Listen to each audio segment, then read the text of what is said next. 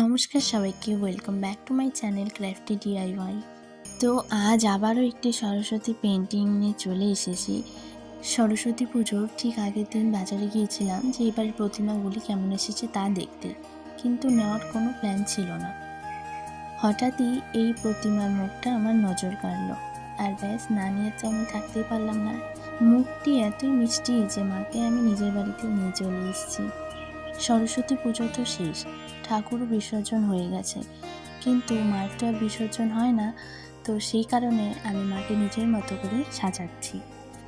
মায়ের যা রং ছিল তাই রেখেছি, খালি চোখগুলো আমি নিজের মতো করে সাজাবো, তাই হোয়াইট কালার দিয়ে আমি আগে একটি কোট করে নিয়েছি। এরপর দেখো আমি শেড করে নেব। শেড করার জন্য আমি সবসময় আইশ্যাডোরই ব্যবহার করি। তারপর দেখো আমি কীভাবে কালার করছি।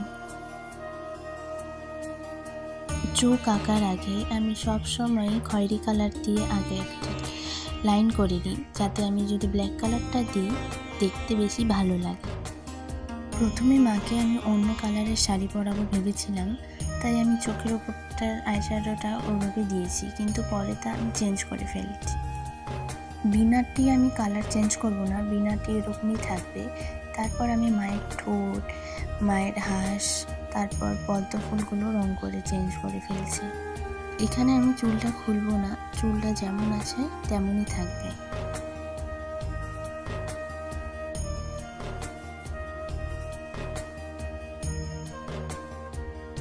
এরপরে হাতের আলতাটাও করে নেব।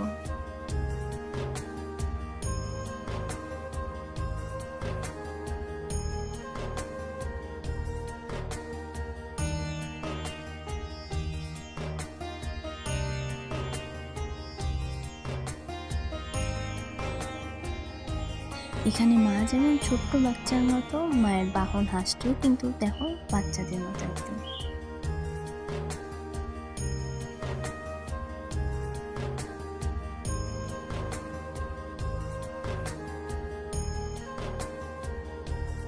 মা যেরকমভাবে বসে আছে পদ্মের উপর, যেন মনে হচ্ছে জলের উপর পদ্মে বসে আছে।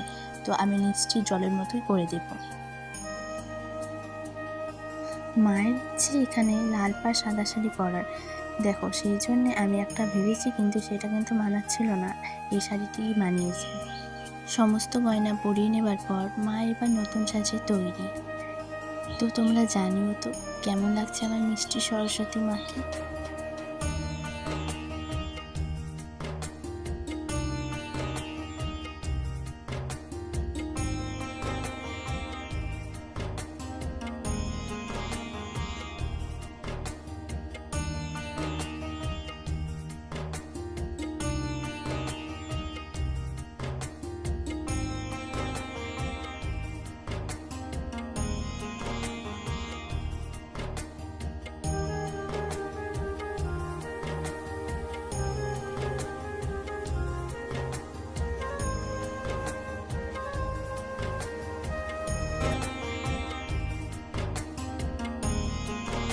ভিডিওটি শেষ অবধি দেখার জন্য অনেক ধন্যবাদ। দেখা হচ্ছে অন্য কোনো ভিডিওতে। টাটা।